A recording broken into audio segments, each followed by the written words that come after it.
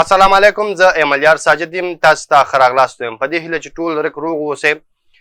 که چېرته یو کال کې دننه زموږ 4000 ساعته پوره نه شي او یا هم یو کال کې دننه زموږ 4000 ساعته پوره شي خو 1000 سبسکرایبره پوره نه شي، نو څه به کېږي؟ داسې پوښتنه چې هر سړی له ما نه کوي، داسې پوښتنه چې د هر سړي په ذهن کې ګرځي، هغه ملګري چې یوټیوب چینل لري او په دغه برخه کې کار کوي، هغو سره همدغه تشویش ده. که چېرته موږ د یو کال کې دننه 4000 ساعته پوره نه کړو نو څه به کېږي؟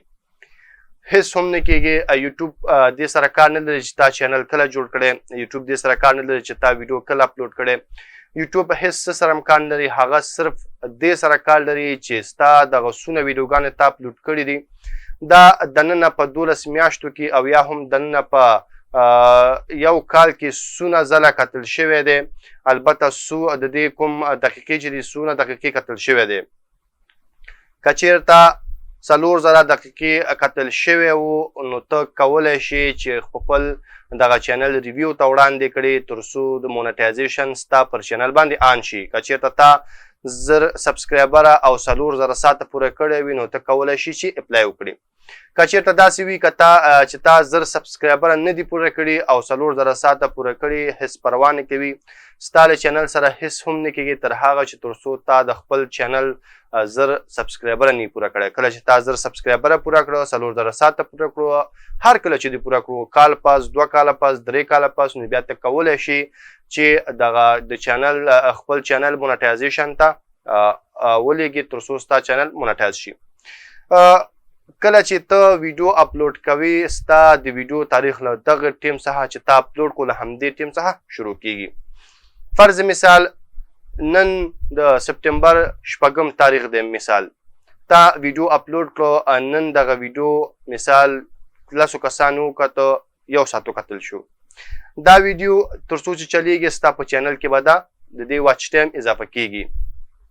کله چې 2021 کال راځي، د سپټمبر 8 تاریخ راځي یا نننی تاریخ راځي، په دغه ورځ چې ستا ویډیو څونه ویوز اخیستی و او څونه ساعتونه دا کتل شوي و هغه ترې کټ کېږي. د دې نه مخکې چې څونه اخیستل شوي هغه به په خپل ځای وي او له دې نه وروسته چې څونه کتل کېږي هغه به هم ورباندې ورجمع کېږي. نو لنډه خبره ده، په دې باندې سر مه خوږوئ. ستا چینل سره هیڅ هم نه کېږي، ستا ته هیڅ مشکل نه پیښیږي. که چېرته تا دغه د 4000 ساعته نه وي پوره کړی یا 1000 سبسکرایبره نه وي پوره کړی، ته د خپل کوشش جاري وساته، ته خپل کار وکړه.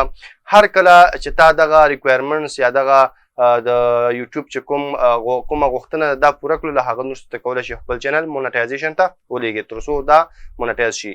نو بیخي بې فکره اوسه، خاطر جمع اوسه، هېڅ مشکل نشته.